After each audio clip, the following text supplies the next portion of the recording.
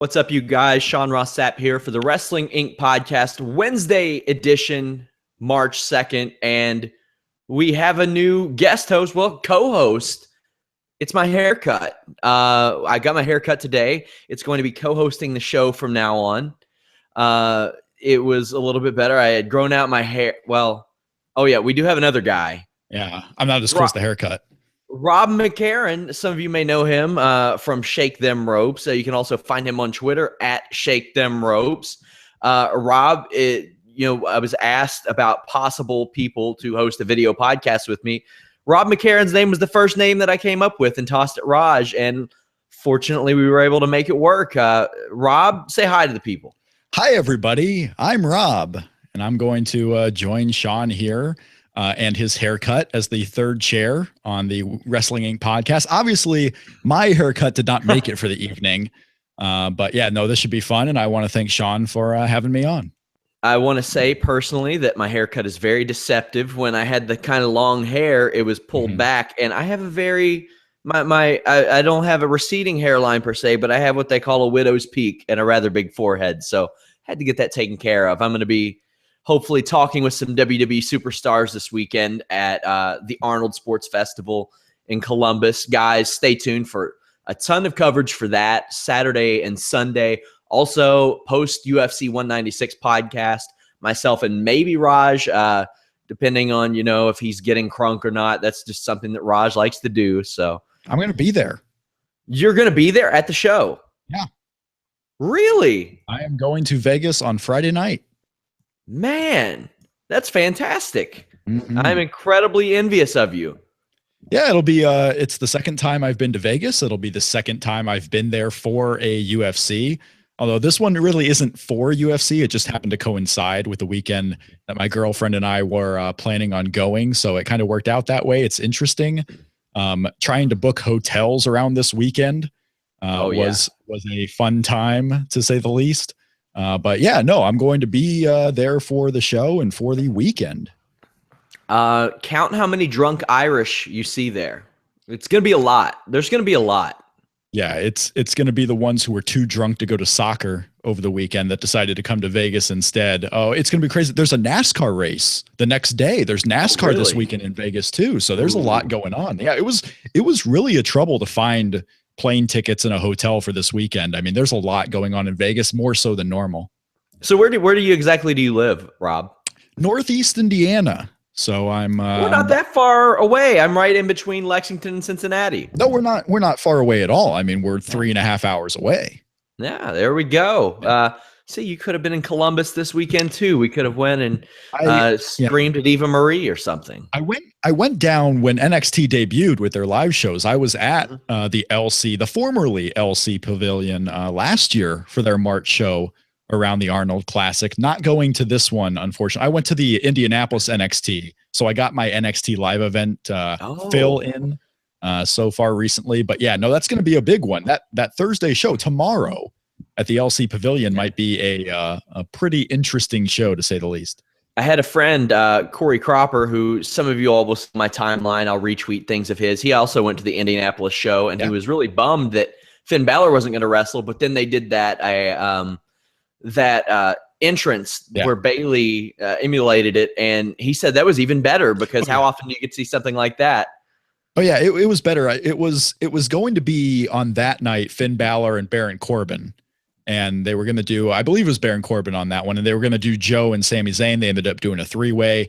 But honestly, having seen Finn Balor wrestle many, many times, I think it was fine. The audience getting a little bit different aspect to Finn Balor, more of the entertainment side. And, it was sad. That was the only show he's missed with the bum ankle. Had to be Indianapolis, but it was a fun show regardless. And Emma and Asuka, keep going out there show by show, having fantastic matches. Emma really kind of dying to get back to that main roster too. And then the tag team match with American Alpha and the Revival was probably I heard that was one of the, I think Crop told me that was one of the best tag team matches he's ever seen in his life. I would say as far as being there live, it's certainly up there because you don't see a lot, honestly. Having been a Ring of Honor live event goer for a long time in the mid 2000s, you got to see quite a few of the good tag team matches. But you're talking about American Alpha. Because Finn Balor wasn't on the show, they did a best 2 of 3 falls with American Alpha and the Revival. So they went out there for 25 minutes and had a great match. And all my doubts about Dash and Dawson kind of being on the main stage as just a go-to tag team were lifted in that one match. Yeah. Also, you mentioned Emma and Asuka. I thought their match in London was unbelievable. I loved that match. Love that match. I'm looking forward to it too, because I mean, say Asuka were to go on and become the diva or the woman in NXT, you can go right back to Emma too. And you got a lot of talent in the women's division right now with NXT, but you can go right back to Emma and it would not feel rehashed one bit. I agree. We have a ton of stuff to talk about today. We'll actually talk about Emma a little bit later. We had a Ring of Honor pay-per-view last week, Ring of Honor TV today, or not today. Well, I guess it kind of is on tonight, Comment TV. Yeah. TNA, rumors of a possible sale. There was a 105-minute match this weekend. Let's see what else. NXT, Lucha Underground, a lot of stuff. But yeah, Ring of Honor had this pay-per-view on Friday. What did you think of it, Rob? The Ring of Honor show. Oh yeah, as a whole, I mean, Ring of Honor hardly disappoints as a whole if you're just going to watch wrestling. I mean, I thought it was an entertaining enough show. I was surprised by, quite a few of the results, actually. Sometimes you get in this bubble like, okay, you know what's going to happen. And you can kind of just see the writing on the wall. Well, you didn't really know what was going to happen going in. And even if you thought you did, you were wrong, it turned out. There was a lot of surprise to that show. The 14th anniversary pay-per-view really kind of kicked off a week earlier with Honor Rising and the surprise there of Roderick Strong losing the TV title out of nowhere to Tomohiro Ishii. And it just kind of continued with the 14th anniversary. Like right now, you really can't guess where they're going because they're going to change it up on you. Yeah, I was so surprised. Like I didn't cover the Honor Rising shows. We just did quick results. And as I was putting the card up for the pay-per-view, I still hadn't realized that Ishii had won the title even a couple days later. I kind of overlooked it. And even more surprising to me, which I guess it shouldn't be that surprising because they don't do really short reigns with that TV title. Nothing less than a month and a half so far. He retained that title. Kind of a weird ending there, but Ishii looked to get like kind of actually upset and just beat the living hell out of them for a little bit. It's one of those things with Ishii, like he doesn't come to the United States. Like I think this is generally a guy who doesn't want to come here. And they just kind of pushed him here because they lost Nakamura and he doesn't want to be around. And guess what? He's going to probably come back one more time too. And that's why I was just shocked by not just the fact that Tomohiro Ishii out of nowhere is your TV champion when you were building up Roderick Strong so highly and you had this Bobby Fish Roderick Strong match that was maybe quite possibly your biggest program going in Ring of Honor, arguably. So it was a surprise to throw Ishii in there. And then, of course, Tomohiro Ishii wins. And now does he come back for the Global Wars pay-per-view? Does someone beat him on the New Japan Cup tour? There's questions surrounding that title, but I wouldn't be shocked at all. And I said this going in to the pay-per-view. I thought, okay, Ishii just wins the belt. Is he a get me over to Bobby Fish so they can then do Bobby Fish and Roderick Strong again for the title with those two participants only? And I thought, okay, Global Wars is coming. Tomohiro Ishii is the TV champion. Have someone beat him at Global Wars in a one-on-one match. But yeah, Tomohiro Ishii is just a guy that doesn't seem like he wants to be around, and he shows it.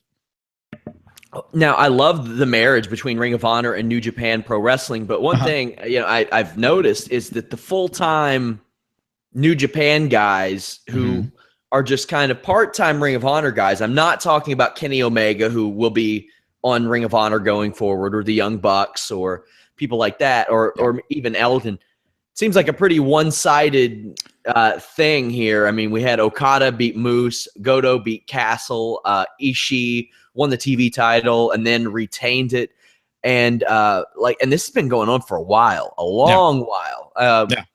We had, and I don't want to give away any spoilers, but that shifted a little bit at the tapings, but Not a whole lot. It's still very, very one-sided. And make no mistake, New Japan is the bigger company, despite all the talent losses. Absolutely. And you mentioned the TV tapings, but where are most eyeballs going to be focused on? It's the pay-per-views. It's the New Japan events on New Japan World.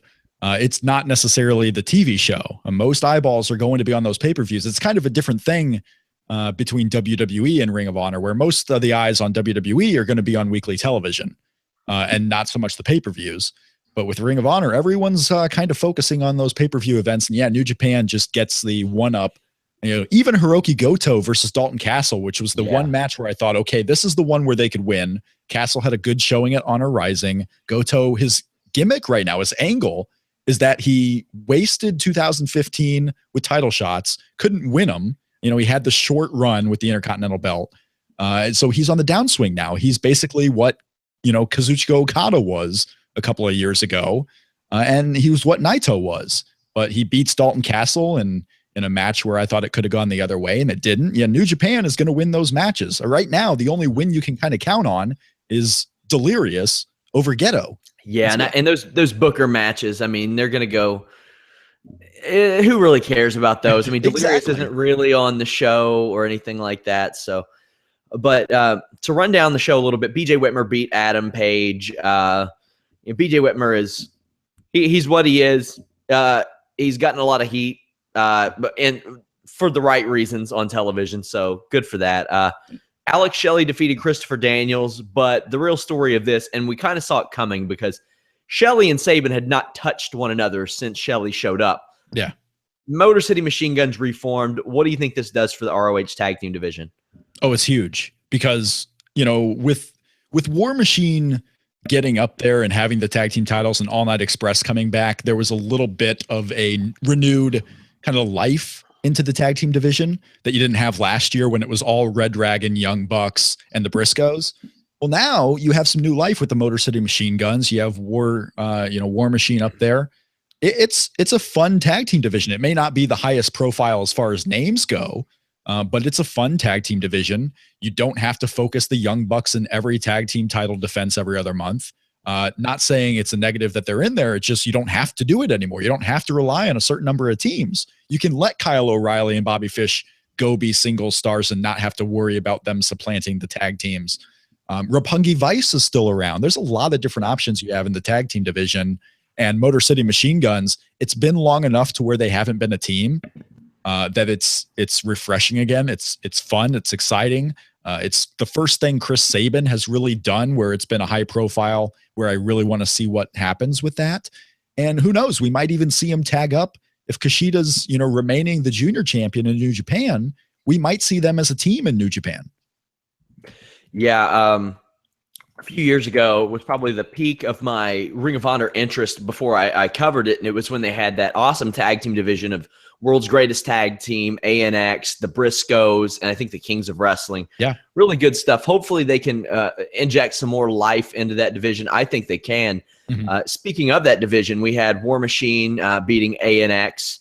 This had the unenviable task of following an insane six-man tag match, which we'll talk about in a minute. Mm-hmm. But I love War Machine. I can't believe WWE hasn't picked them up and just held on to them and not let go. They're a team that you would think would have interest in WWE. They got the size and everything like that. I wonder, they don't have to necessarily rush signing tag teams right now.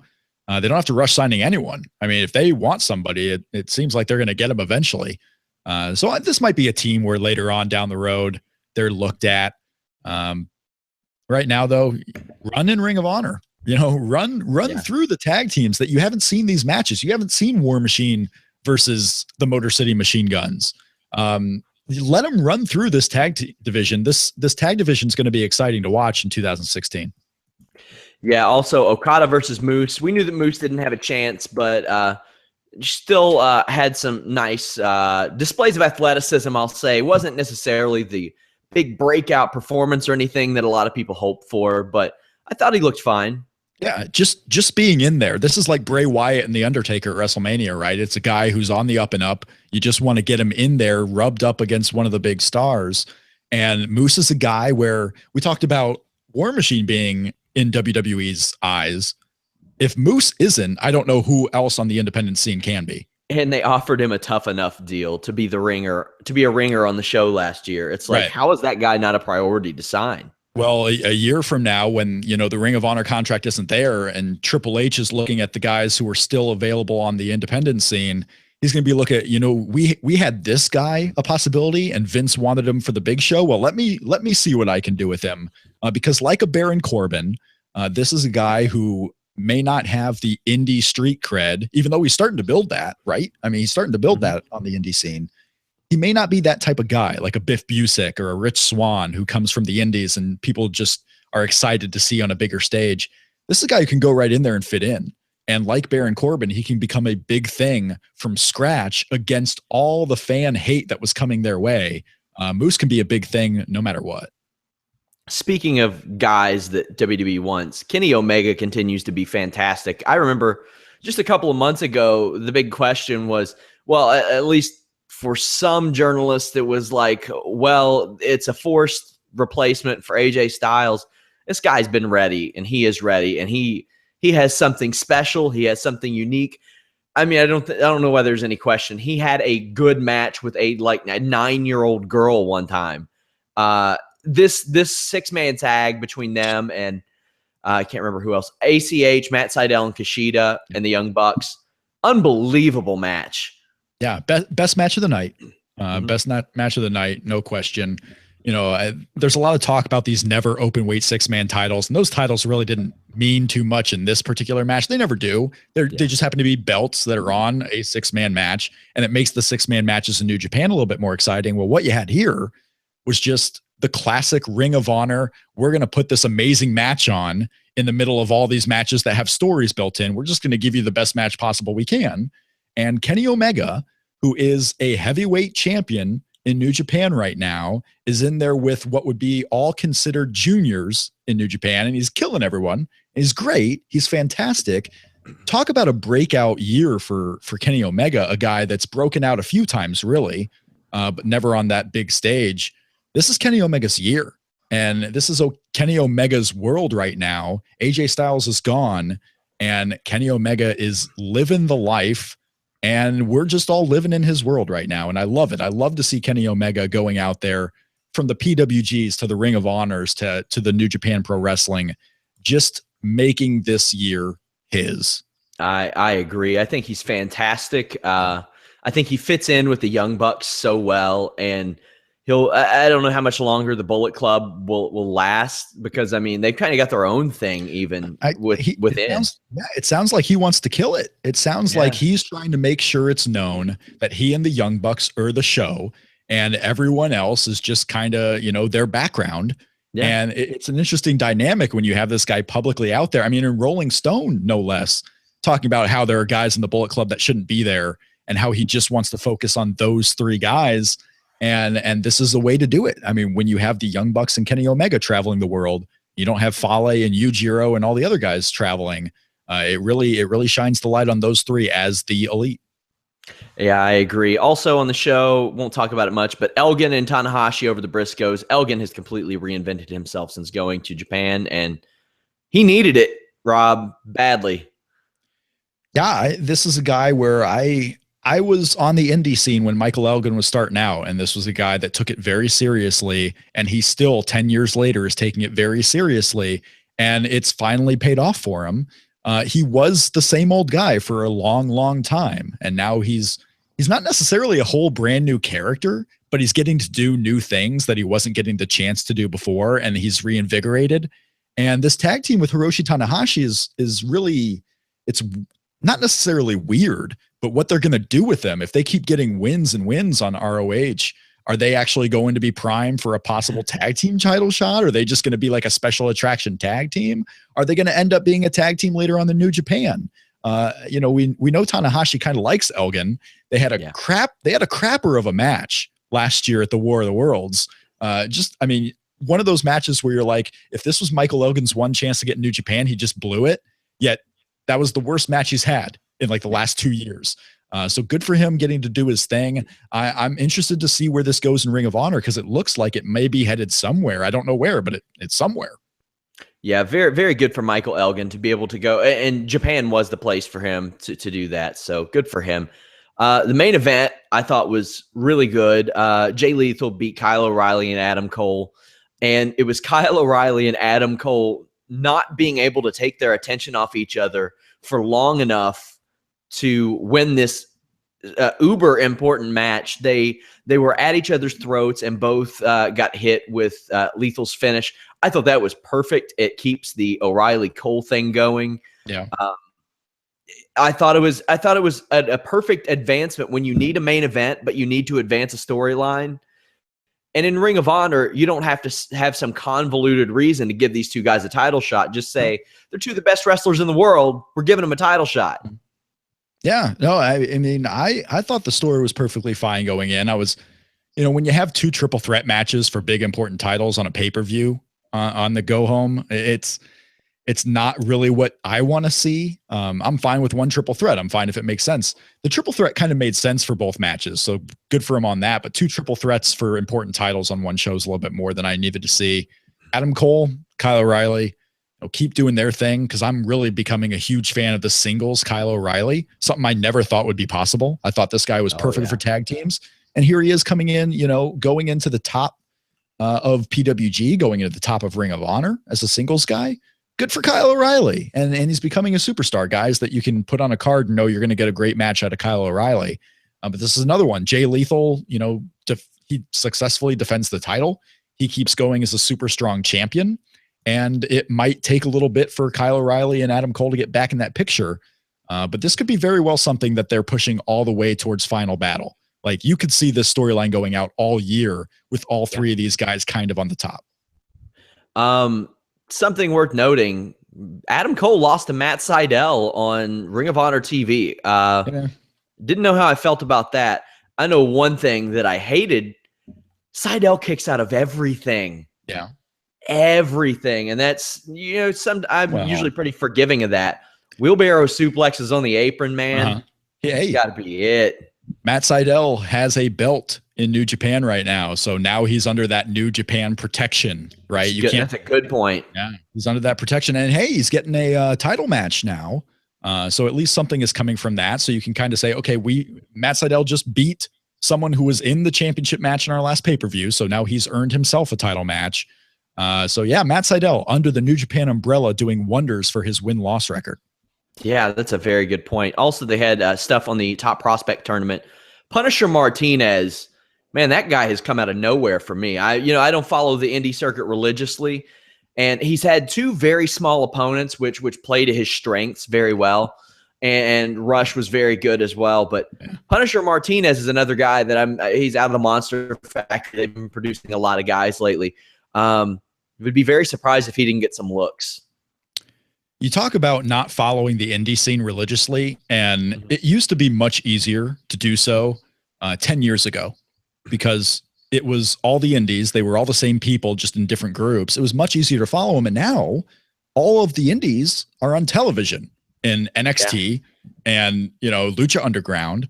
All of the indies are right up in the big time. So it's a little bit tougher to follow the indies now outside of an Evolve, outside of a Ring of Honor, because just all the best guys keep getting signed and you don't know who to follow. You don't know where these names are going to come from. They got to replenish talent so quickly that they are coming out of nowhere. And that's why you can have this Top Prospect tournament, because all of a sudden you do have 8 slots to fill because all of your guys were just signed up. Yeah.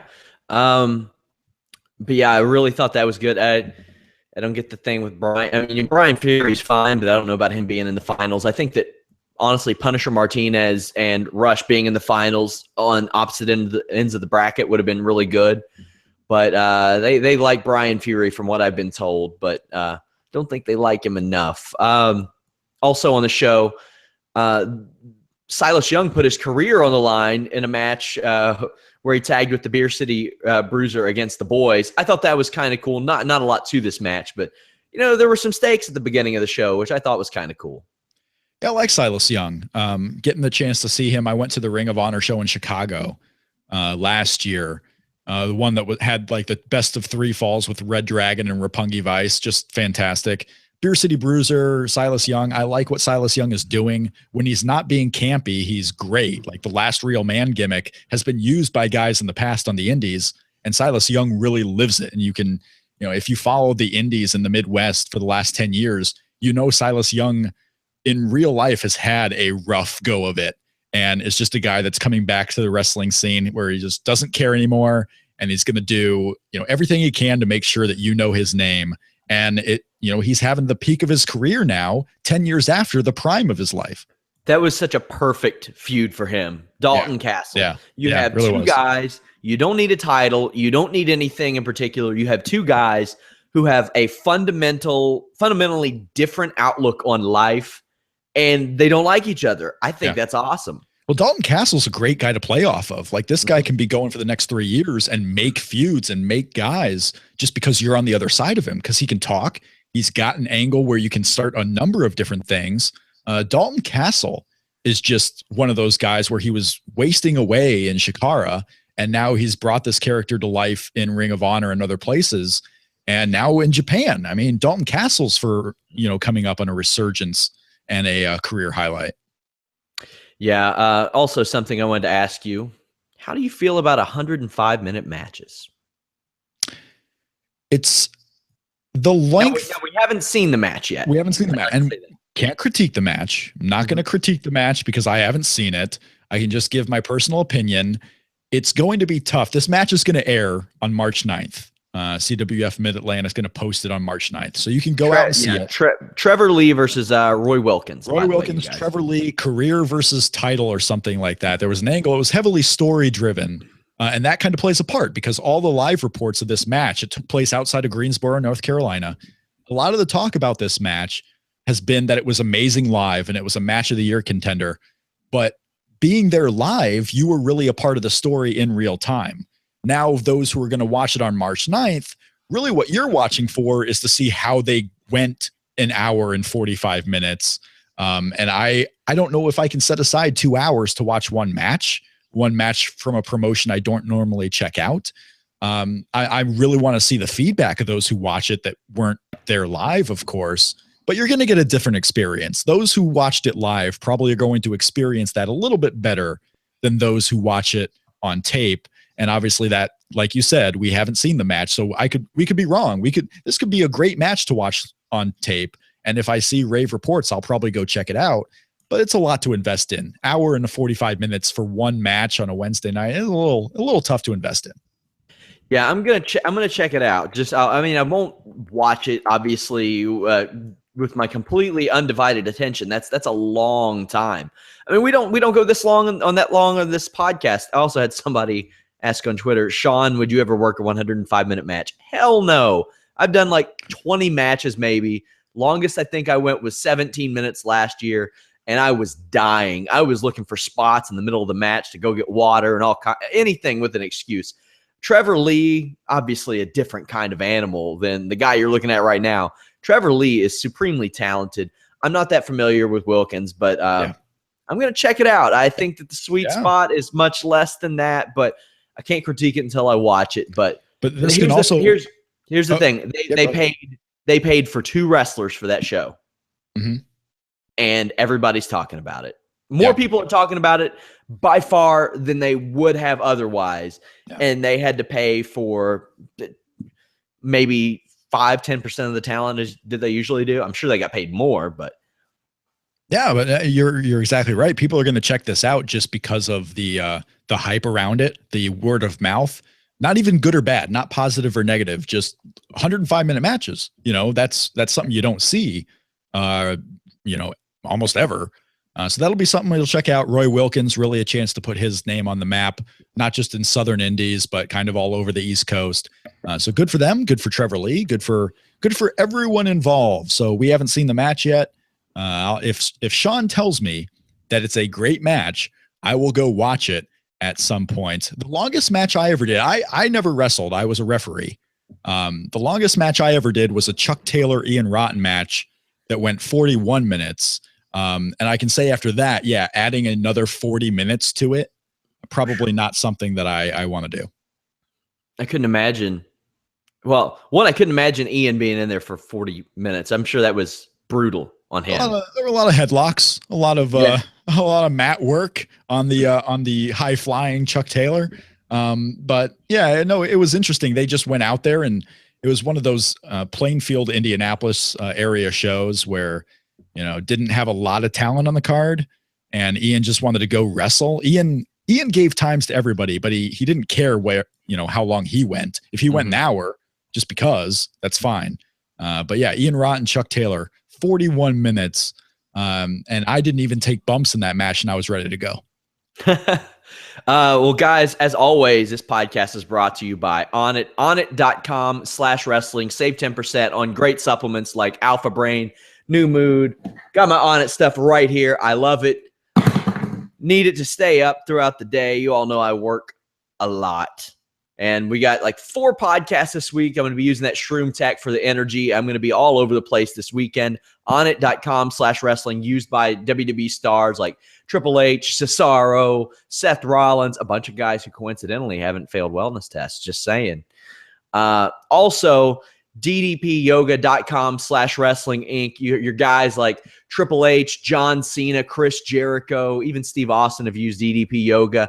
DDPYoga.com/wrestling Inc. and you'll get a great deal on the Max Pack. I am a fan. It's helped me out a lot personally. But yeah, support the podcast. Onnit.com/wrestling, DDPYoga.com/wrestling Inc. I need some of that, because this is podcast number 3 of 4 in 4 straight days for me too. So I'm feeling it. I'm back with. I think I'm back with you tomorrow too. You are, and Raj might be joining us as well. We're going to talk some UFC and things like that, as well as all the main roster WWE stuff. Yeah, also, guys, make sure you follow Rob at Shake Them Ropes, by the way. I don't know if I mentioned that earlier, but I have a big question for you, Rob. Uh-oh. Are you going to buy TNA? I put a bid in. I'm not going to say who I was beaten out by, but I was beaten out by them by a lot of money, because I had bid not too much. Maybe, I opened up the piggy bank and tried. There are rumors swirling, and I don't know where they came from, but there's more to this fire, if you will, this week. Yeah. You tell the people, obviously you're not buying TNA. Yeah. I'm not buying TNA. I said, no. Yeah, but I'm not. And we're not talking stock here. Are you buying what they're doing, or are you selling what they're doing? We're talking about purchasing the company. Yeah. The rumors are, Dixie would be up for a sale. I know for a fact that Josh Matthews was at least scheduled to be in, I think, Illinois today, maybe Chicago, to speak to somebody. And I didn't know that Josh Matthews was that far up the chain. Personally, I had no idea until somebody, a very reliable source, said, "Hey, yeah, that told me he was going to be there." I was like, well, I didn't know that. I mean, this is what happens when you bring people in from the outside that you put a little bit more value on than what they probably actually should have on them. Dixie is making mistakes that WCW did, where you give power to everybody, and eventually all 15 people in power aren't going to agree on certain things. So you bring in John Gaburick, and he gets power. You have Bob Ryder in there, who's still around, just hanging on. With Jeff Jarrett no longer in the picture as far as ownership, I guess there was room for someone else to move on in. But yeah, Josh Matthews, a little bit more power, which explains, because I don't know about you. I was never, negative on Josh Matthews in WWE. Indifferent is the term I would use. Yeah. Indifferent, I think, is what a lot of people were. I was fine with him. Put him or Mark Lloyd in there, and I really guess I didn't care who was in there or not. But now in TNA, I struggle to get through episodes of TNA, mostly because of Josh Matthews. I think he's absolutely horrible in that role. And this is from a guy who, I think has talent, but he's just awful in that role. And I think it's because there's no one there to produce him. He just gets to do whatever he wants. Yeah. The big thing that bothers me about Matthews' commentary is you don't know the difference in his voice, if he's calling a headlock or a championship title change. Yeah. And it's the same thing, and it drives me nuts.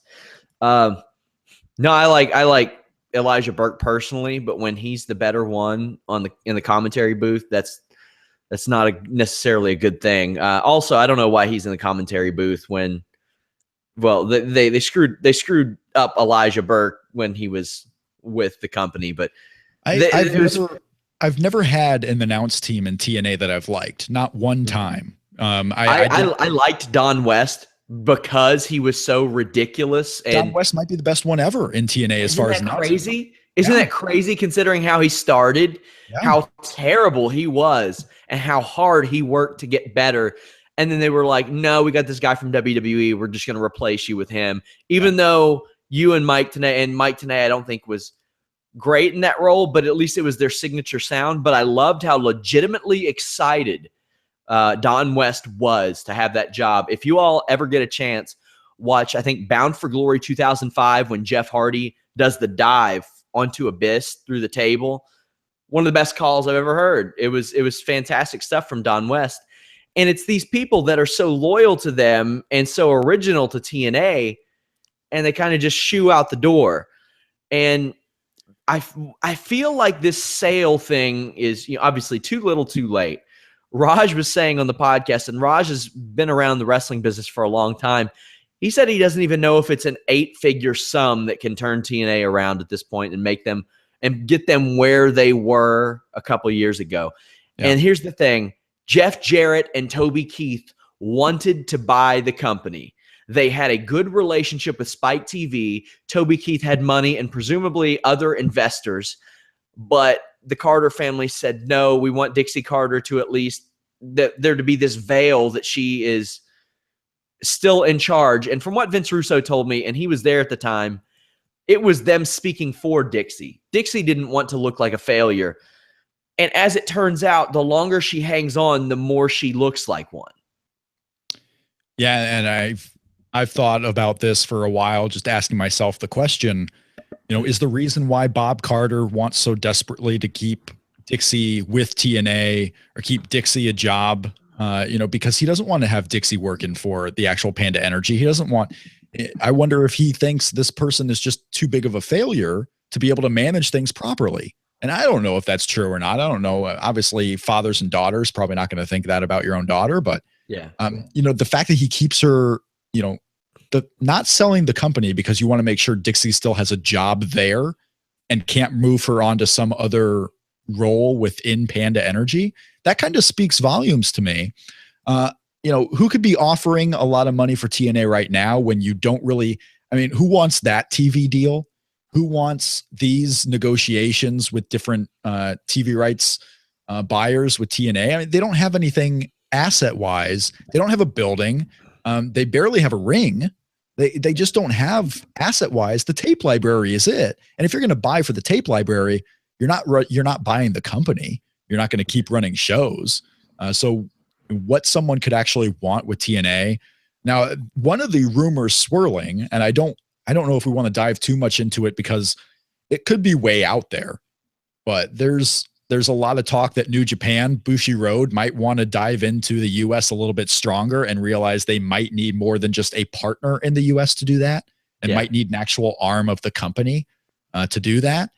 So could New Japan be looking at buying whatever assets there are in TNA and those wrestlers to run shows in the US, possibly on Access TV, maybe supplement their show with new footage that wasn't aired in Japan?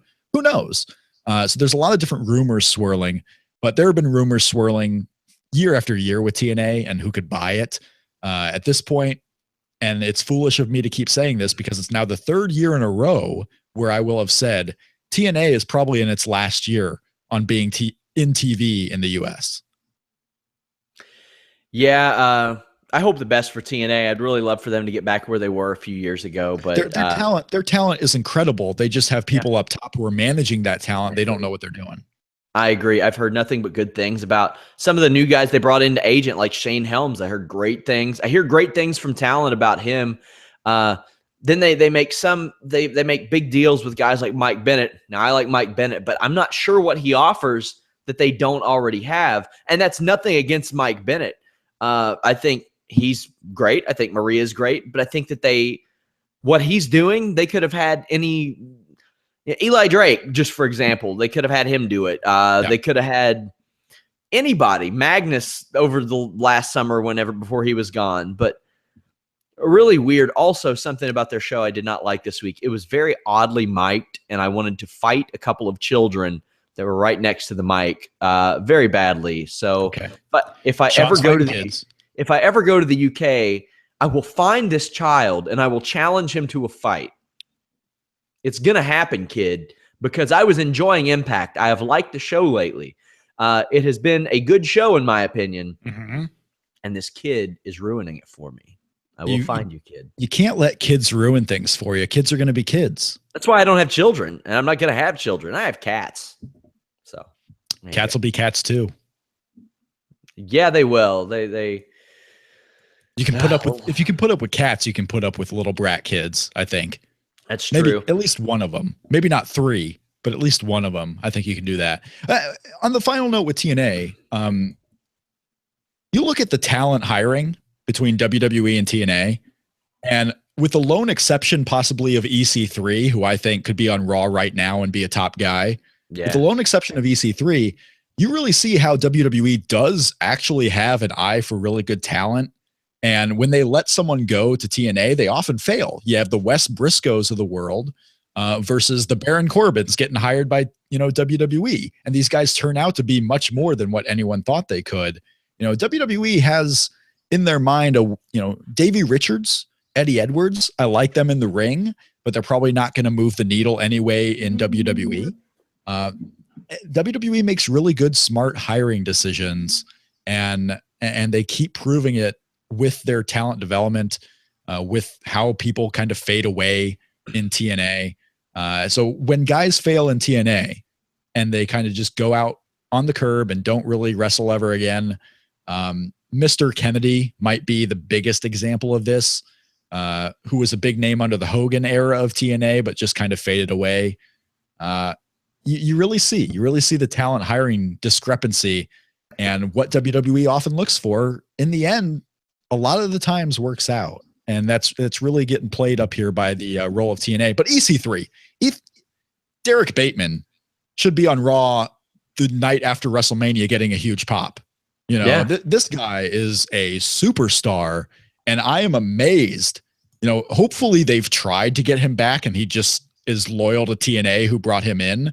But this guy should be back in WWE as soon as physically possible and be given the rocket ship, not in NXT, but in WWE. This guy is awesome. Yeah. I got to say, and I didn't know how to feel about Matt Hardy beating EC3 and them doing that double turn.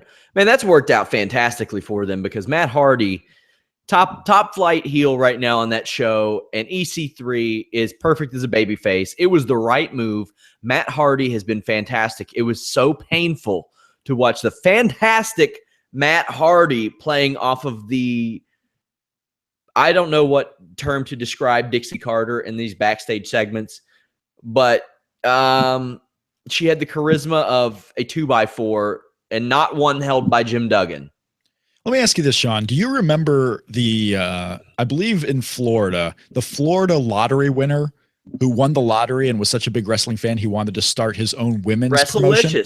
WrestleLicious. I do remember that. Is there any difference between that guy and Dixie Carter? That guy got Jimmy Hart on his show. There you go. He got Jimmy Hart. I mean, these are, I finally get money. I'm just going to throw money into wrestling where I don't know what I'm doing and just put on a show that kind of entertains me and see how far it goes. And Mahabali Shera is on that show. Could you okay. Now, here's the terrifying thing to think. Yeah. He was Ring King champion like 3 or 4 years ago. How bad must he have been then? I don't know what to think about these Indian talents, and we won't know until the two that are in NXT start either to make TV or start to actually do house shows. This is probably a negative perception I have just because we've only had a very small sample. But it seems like talents in certain parts, just because they're not used to, coming into the United States and working a certain schedule or working in a certain background, they just don't get better. Like no matter what you do, they don't get better. So really this is a case where the performance center in WWE is really important because now you can immerse these guys in a situation where they're working 9 to 5 Monday through Friday on this particular task and not left to their own devices.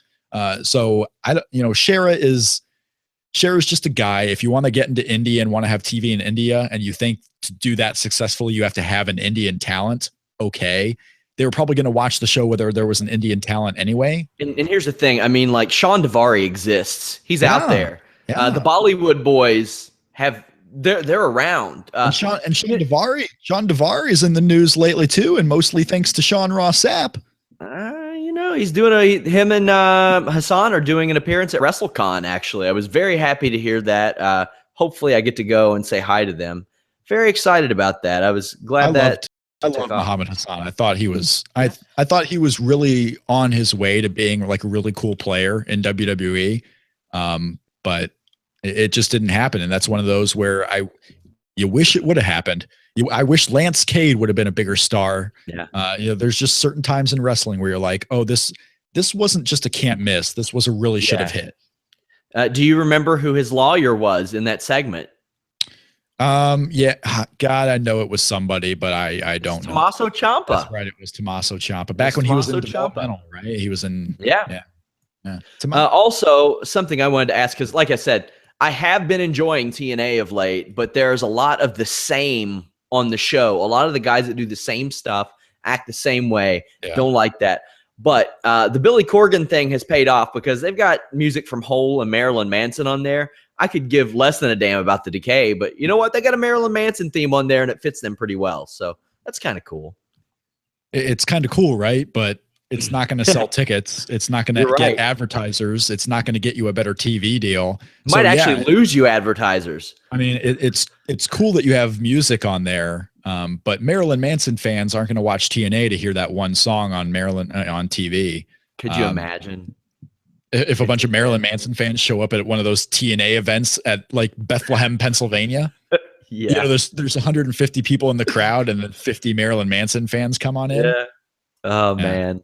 I'm surprised Billy Corgan hasn't done like for a live event, like, hey, I'm doing a concert afterwards or something, anything to drum up some ticket sales. I don't know. I wonder if he's really afraid that still they wouldn't get a very big crowd. Like that would be embarrassing because you can't do that with guys with ego. Like I don't want to put myself. I mean, Hulk Hogan is notorious for doing that on WCW. He didn't want to put himself on shows where he didn't have a good advance and where it would be a poor buy rate. He just didn't want to have that on his record. And Billy Corgan probably doesn't want to go say, I'm going to play a show at Bethlehem, Pennsylvania after a TNA show that draws 200 fans, because even if you drew 250, what's going to be on the music related news the next day? If it even makes the news, it's going to be Billy Corgan plays in front of 250 fans. I agree. We'll cruise through Lucha Underground here. Cobra Moon is not good, at least yet. And she's beating Sexy Star. I don't know how to feel about that. Not my thing. I got to say, Lucha Underground of late, they started out hot with that first show, and it's not been bad by any means. But my expectations are going to have to be tapered a little bit after that first show because they came in with fire on their first week, and it hasn't really been that way since. At least from the storytelling perspective. There was a very good match tonight, that ladder match. Not as fast-paced as I expected it to be, but that's not a bad thing. Also, I don't know if they're going towards Pentagon, Prince Puma, and Muertes, but if they do, that's going to be fire. That's going to be insane.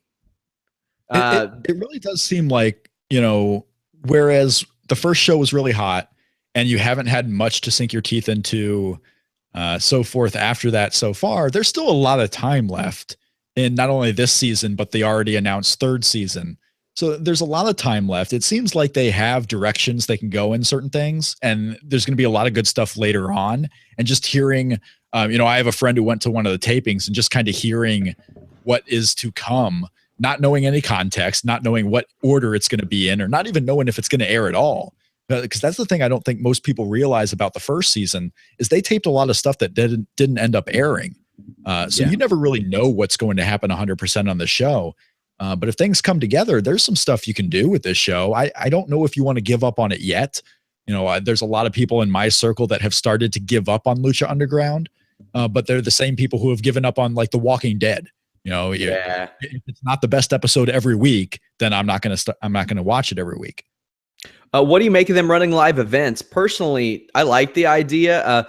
Here's the thing. I had always said I thought that they should try to make themselves like PWG, where they run a couple of events every so often, and they go balls to the wall. They go crazy. Maybe have a video screen where they can pre-tape some like little cinematic things to kind of keep that theme going. They can sell merch, but the thing is, they're based out of LA. PWG's already there, so they're going to South by Southwest, which is probably for their demographic a better call.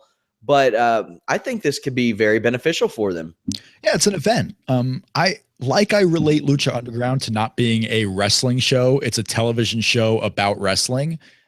Having a live event, so to speak, at an event like South by Southwest, you're bound to get some news coverage. You're bound to get some eyeballs.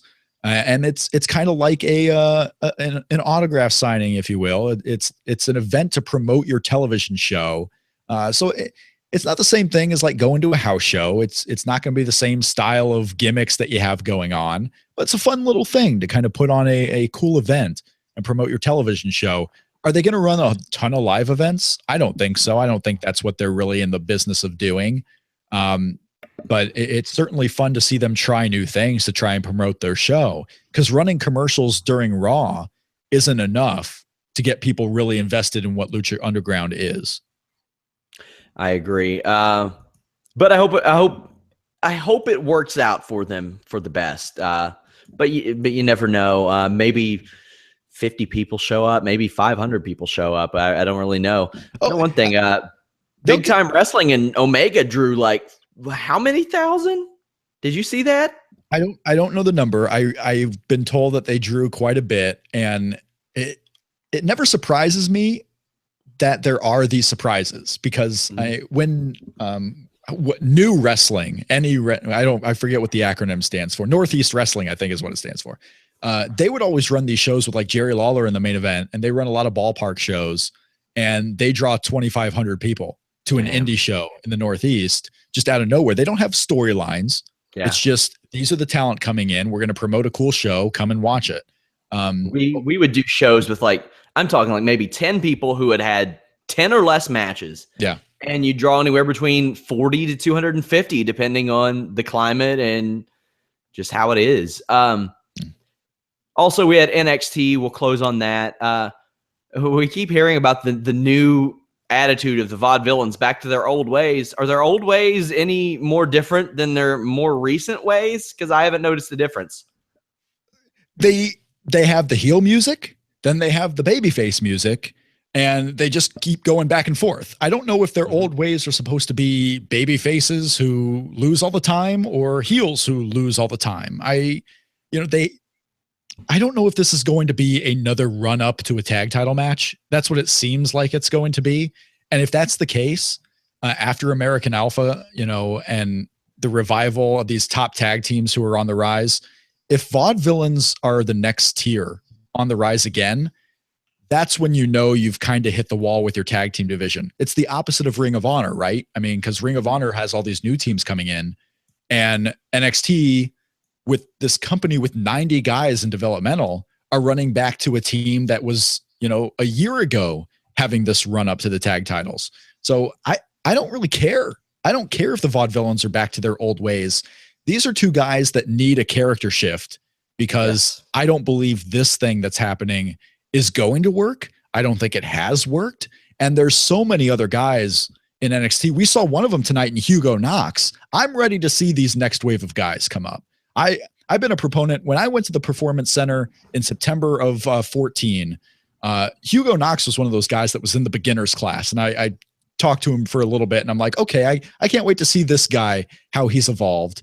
And it is 2016 now. It's time to start seeing these guys who were in the Performance Center 2 years ago get the spot, and not Aiden English and Simon Gotch up on the top for 2 years in a row where these gimmicks haven't worked. Let them try something new. Let them try a new gimmick. Maybe they aren't the tag team. Maybe they should go their separate ways. I'm not saying cut these guys by any means. I'm just saying let them try something new. Yeah. Conversely, I see a guy like Tucker Knight, and nothing against him personally, but I'm like, WWE signed this guy. They saw something in this guy, and I don't know what it was. Like, I don't know if it's a look. I don't know Well, you could say that about Bull Dempsey too, right? I mean, I don't. And he made it all the way to TV and got a push. Yeah, he did. Maybe it's okay. We're gonna take a chance. You know, we talk about how they're signing the Chris Gerards of the world and the Rich Swans of the world. You know, they're taking the chance on the smaller guys. Well, how about we take a chance on the bigger guys who are more in the vein of Kevin Owens and Bray Wyatt, right? It doesn't have to be just small guys being different than the norm. It could be big fat guys. It can be guys who don't necessarily fit the Hugo Knoxes, because you know why Hugo Knox was signed. You can look at it right there and see why he was signed. Because he's Mike Knox's brother, obviously. Yeah, exactly. He's got the pedigree. But you put a Tucker Knight out there and like, let's give him a chance. He may not work, but what's the worst that happened? You paid him $35,000 to try for a year. I mean, that's the worst. I like that mentality, because that did not used to be the mentality. No, and it needed to change. So good for them and good for Tucker Knight. Emma is very good. Very short match with Santana Garrett. But I love this. Did you notice anything about the Santana Emma match before it even began? Well, I mean, they knew who Santana Garrett was, but what were you speaking of? Santana Garrett comes out for a match versus Emma to an entrance theme that was a remix of Emma's entrance theme. Wow, I didn't notice that. Go back and listen to it. The music was, it sounds like when Emma came back as a heel, they had option A and option B for entrance music, and option A was chosen. So option B is still in the system there. And they have Santana Garrett, because you'll notice this was the Atlanta taping, or not Atlanta, but the Central Florida tapings. Yeah. Where there were a lot of new women up and down this card. Deonna Purrazzo, a lot of new women up and down this card. So they needed some music. They used Emma's option B music for Santana Garrett. If you did not watch this or notice it up front, go watch the entrances. It is the same song playing back to back with a different pitch and a little bit different gimmick, but it is the same exact music remixed two different ways. And as for the match, Emma's great, and Emma should be the champion of the world. I'm telling you right now, she should beat Triple H at WrestleMania. I love Emma. She is excellent. Something else I loved, Austin Aries and Baron Corbin. This makes a world of sense, and it's perfect. I get so much hate on Twitter. I get so much hate for who I love in NXT, and I do not do it to be a troll. I do not do it to be facetious. These are the guys where I see so much potential on the main stage. And that's the idea of NXT, or at least it was before the last 6 months. The idea was to get these ready to be big players on the main stage. Alex Riley's, the Baron Corbins, obviously the Apollo Crews kind of fits this role. Elias Sampson has potential to be a huge deal, not carrying a guitar to the ring anymore. But if he got rid of that guitar, he has potential to be a huge thing. But Austin Aries comes out. You got the debut of Austin Aries, Corey Graves, who generally puts over the indie talents who come in, but also hates them at the same time. Yes. Gaga for Austin Aries, because Austin Aries is what Corey Graves was in NXT. But now Austin Aries gets the chance to do it.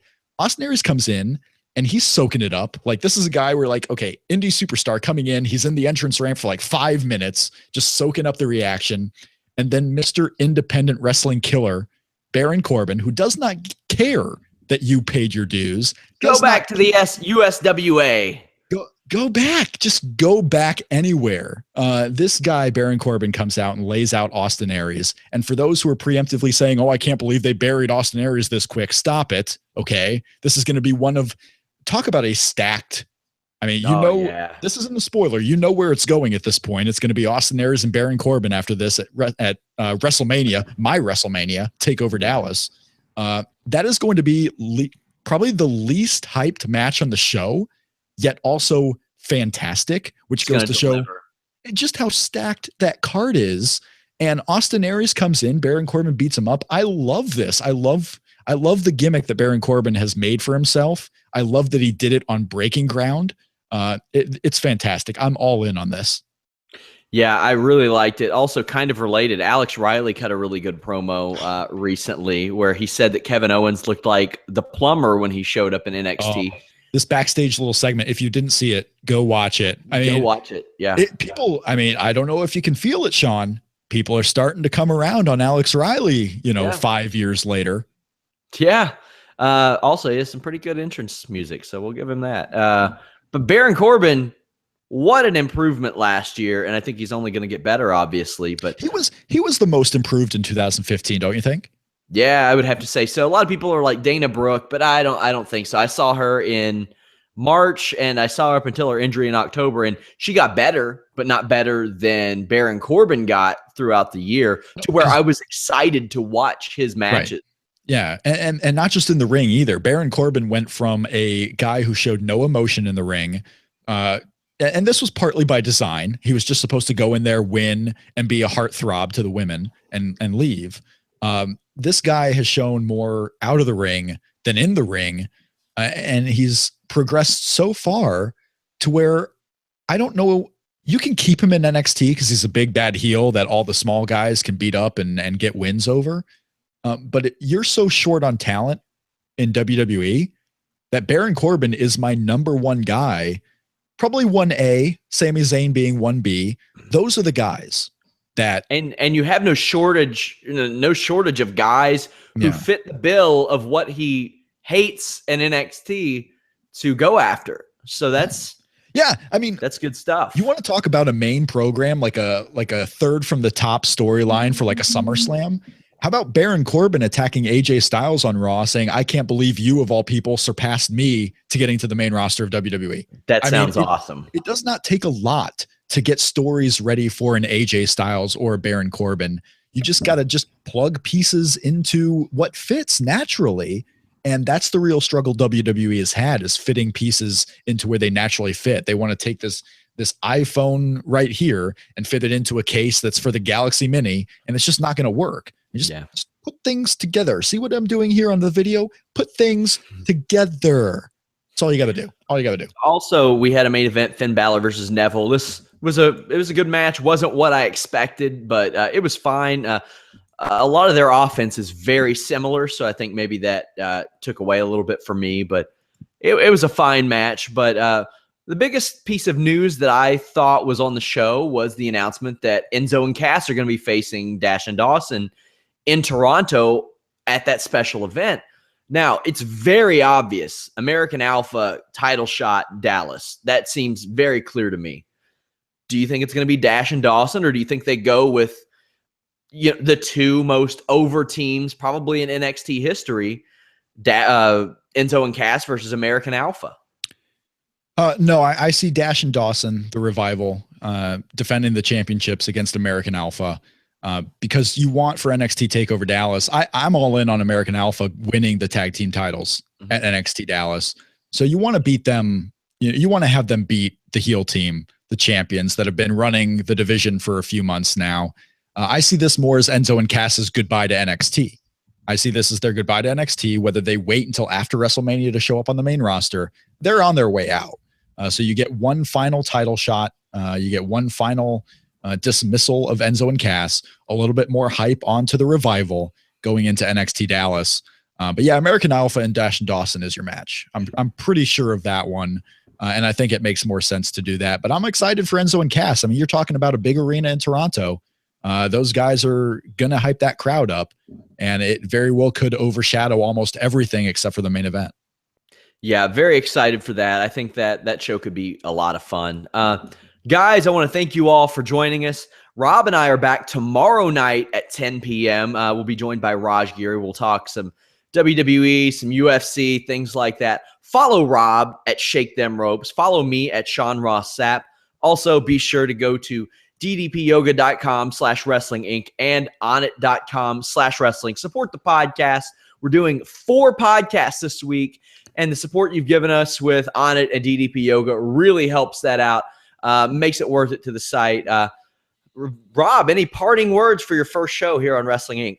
No, it was fun. I want to thank you for having me on the show. And if you hate my hot takes, which I really only had a couple of like mild, a little Pico de Gallo takes here on the Wrestling Inc podcast, at Shake Them Ropes on Twitter.